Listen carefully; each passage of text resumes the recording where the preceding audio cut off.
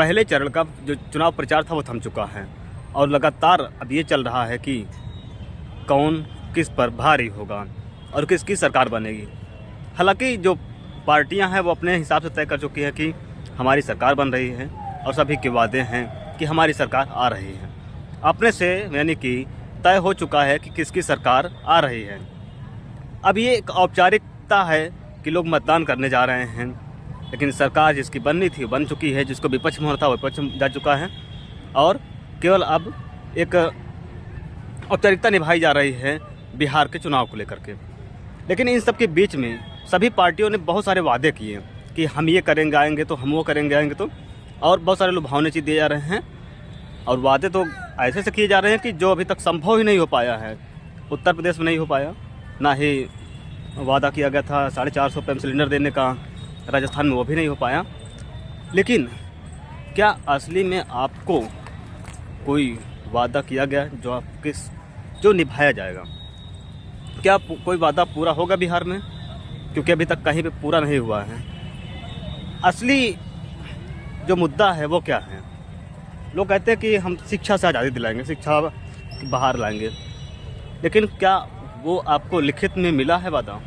नहीं मिला है, यानी कि होने की संभावना नहीं है। क्या आप सवाल कर सकते हैं उनके जीतने के बाद कि आपने ये काम कहा था क्यों नहीं किया? नहीं कर सकते हैं, क्योंकि कोई हक ही नहीं है, आपको वहाँ तक पहुँचने ही नहीं दिया जाएगा।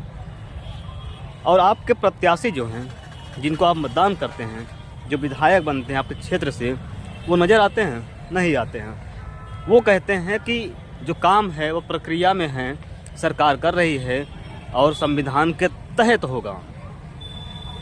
क्या संविधान के तहत अगर होना है तो क्यों ये वादे किए जाते हैं, क्यों वादे किए जा रहे हैं? और अगर संविधान के माध्यम से ही होना है सारी चीज़ें, तो लोग अपने कामों को ना लेकर के क्यों वादे करते हैं, इतने फर्जी वादे?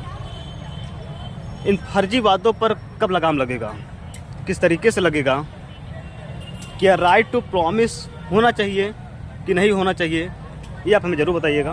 क्योंकि राइट टू प्रॉमिस होगा तो देश की हालात बदलेगी, और जब तक राइट टू प्रॉमिस नहीं होगा तब तक केवल चुनावों में वादे किए जाएंगे, ज़मीनी हकीकत नहीं होगी। गरीबी मिटाने की बात होती है लेकिन मिटती नहीं है। 80 करोड़ लोगों को राशन दिया जाता है। शिक्षा की बेहतरी के लिए बात होती है लेकिन बेहतर नहीं होता है और बर्बाद हो जाता है। पलायन रुकने की बात होती है बिहार से, लेकिन रुकती नहीं है। सुरक्षा की बात होती है लेकिन सुरक्षा असंभव है, कोई दे नहीं पा रहा है, कहीं भी किसी का मर्डर हो जा रहा है।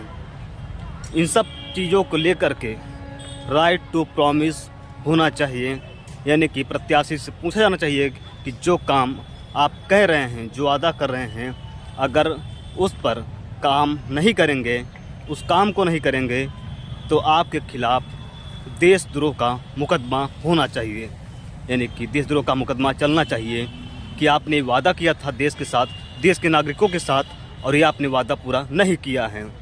तभी जाकर के देश बदलेगा और ये देश के हालात बदलेंगे।